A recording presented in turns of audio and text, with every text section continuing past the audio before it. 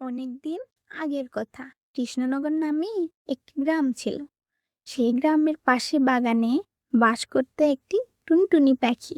হঠাৎ একদিন রাজা তার সিন্দুকের স্বর্ণমুদ্রাগুলো রাজপ্রাসাদের ছাদে শুকাতে দিতে বলল।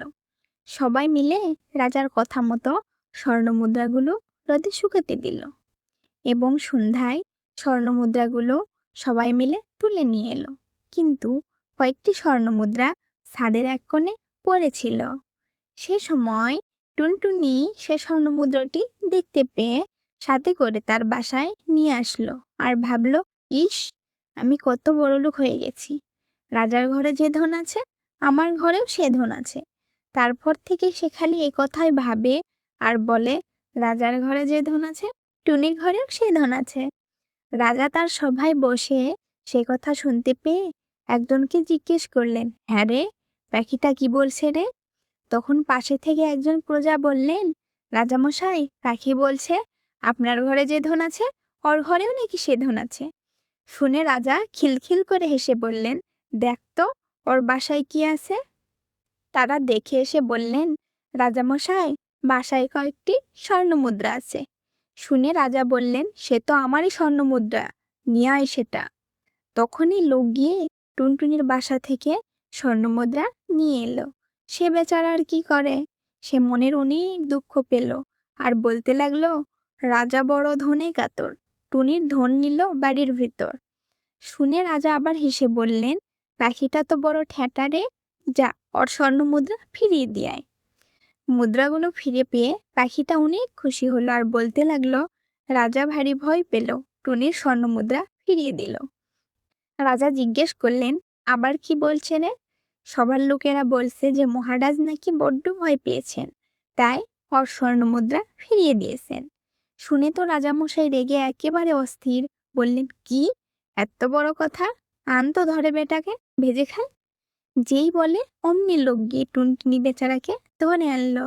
রাজা তাকে মুঠোই করে নিয়ে বাড়ির ভিতর গিয়ে রানীদের বললেন, এই পাখিটাকে ভেজে আজ আমাকে খেতে হবে। বলে তো রাজা চলে এসেছেন আর রানীরা 7 জনে মিলে সেই পাখিটাকে দেখছেন। একজন বললেন, কি সুন্দর পাখি, আমার হাতে দাও তো একবার দেখি।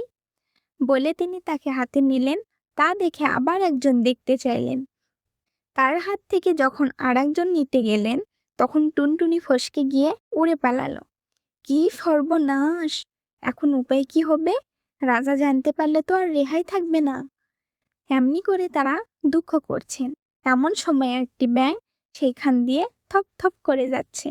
7 রানী তাকে দেখতে পেয়ে খপ করে ধরে ফেললেন আর বললেন, চুপ চুপ, কেউ যেন জানতে না পারে, এই থেকে ভেজে দিই, আর রাজামশাই খেয়ে ভাববেন টুনটুনি খেয়েছেন। সেই ভ্যাংটার ছাল ছাড়িয়ে তাকে ভেজে রাজামশাইকে দিলে তিনি খেয়ে খুশি হলেন। তারপর তিনি সবাই বসে মজা করে খাচ্ছেন আর ভাবছেন, এবারে পাখির বাছাকে জব্দ করেছি। অমনি টুনি বলছে, বড় মজা, রাজা খেলেন ব্যাঙ ভাজা। শুনেই তো রাজামশাই লাফিয়ে উঠলেন। তখন তিনি থুতু ফেলেন, ওয়াক তোলেন, মুখ ধুন, আরো কত কি করেন। তারপর রেগে জল্লাদকে ডেকে বললেন, 7 রানীর নাক কেটে ফেল। অমনি জল্লাদ গিয়ে 7 রানীর নাক কেটে ফেলল। তা দেখে টুনটুনি বলে উঠল, এই টুনিতে টুনটুনালো, 7 রানীর নাক কাটালো। তখন রাজা বললেন, আন বেটাকে ধরে, এবার গিলে খাবো, দেখি কেমন করে পালায়। আর সাথে সাথেই সবাই টুনটুনিকে ধরে আনলো। রাজা এক হাতে জল এবং এক হাতে টুনটুনিকে মুখে নিয়ে পুরোই চোখ বুজে ঢক করে গিলে ফেললেন। সবাই বললেন, এবারে পাখি জব্দ। বলতে বলতেই রাজামশাই ভোগ করে মস্ত একটা ঢেকুর তুললেন। সবার লোক চমকে উঠল আর টুনটুনি সেই ঢেকুরের সঙ্গে বেরিয়ে এসে উড়ে পালালো। রাজা বললেন, গেল গেল, ধর ধর। আবার সবাই মিলে ছুটে গিয়ে আবার বেচারাকে ধরে আনলো। তারপর আবার জল নিয়ে এলো আর সিপাই এসে তলোয়ার নিয়ে রাজামশাইয়ের কাছে দাঁড়ালো। টুনটুনি বেরুলেই তাকে 2 টুকরো করে ফেলবে। এবার টুনটুনিকে গিলেই রাজামশাই 2 হাত মুখ চেপে বসে থাকলেন, যাতে টুনটুনি আর বেরুতে না পারে। সে বেচারা পেটের ভিতর গিয়ে ভয়ানক ছটফট করতে লাগলো।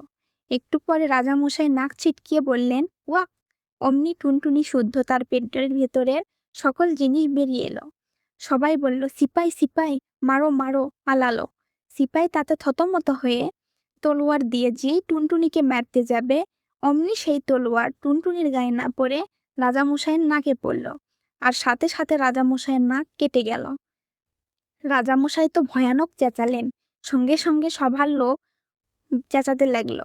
তখন একজন ডাক্তার এসে ওষুধ নিয়ে পটি বেঁধে অনেক কষ্টে রাজামশাইকে বাঁচালো। টুনটুনি তা দেখে বলতে লাগলো, নাক কাটা রাজা রে, দেখ তো কেমন সাদা রে। বলেই সে উড়ে সে দেশ থেকে চলে গেল। রাজার লোক ছুটে এসে দেখল খালি বাসা পড়ে আছে।